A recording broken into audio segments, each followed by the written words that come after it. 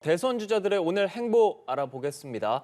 더불어민주당 이재명 후보 오늘부터 이틀간 충청 지역을 두루 돌며 중원 민심 구애에 나섭니다. 자세한 소식 국회 취재기자 연결해 들어보겠습니다. 서영석 기자.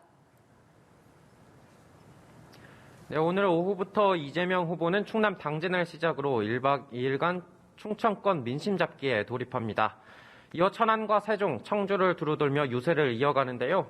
이곳에서 이 후보는 행정수도의 완성과 첨단 산업 유치 등 공약 보따리를 풀어내며 대선판 캐스팅보트인 충청에서 지지를 호소할 것으로 보입니다. 오늘 유세 일정에 앞서 라디오 방송에 출연했습니다. 이 후보는 대장동 의혹과 관련해 검찰 게이트이자 국민의힘 윤석열 후보가 몸통임을 100% 확신한다고 말했습니다.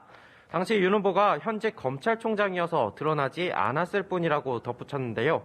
이어 범죄 집단에 종잣돈 마련하게 수사해놓고도 봐준 것이 윤석열 후보 아니냐며 누가 대통령이 되든 끝까지 파헤쳐서 책임을 져야 한다며 특검의 필요성을 강조했습니다.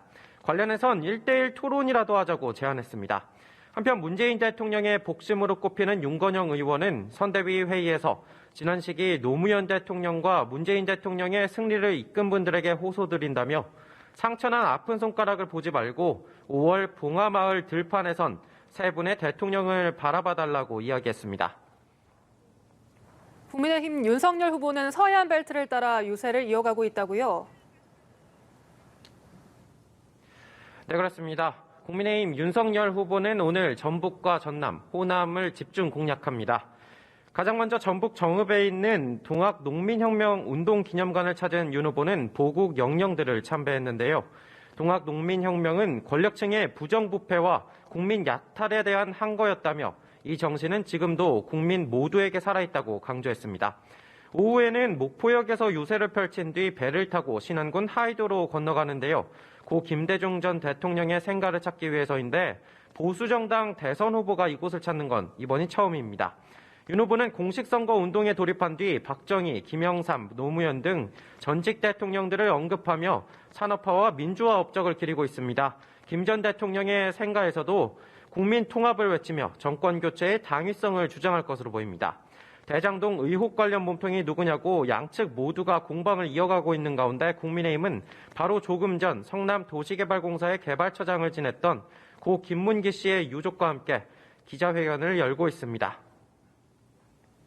대선 막판 변수로 여전히 후보 단일화 문제가 관심이 집중되고 있잖아요. 국민의당 안철수 후보 행보도 소개해 주시죠. 네, 국민의당 안철수 후보는 오늘 울산과 포항에서 유세를 이어갑니다. 부산에 이어 이곳에서도 부울경 메가시티를 공약했는데요.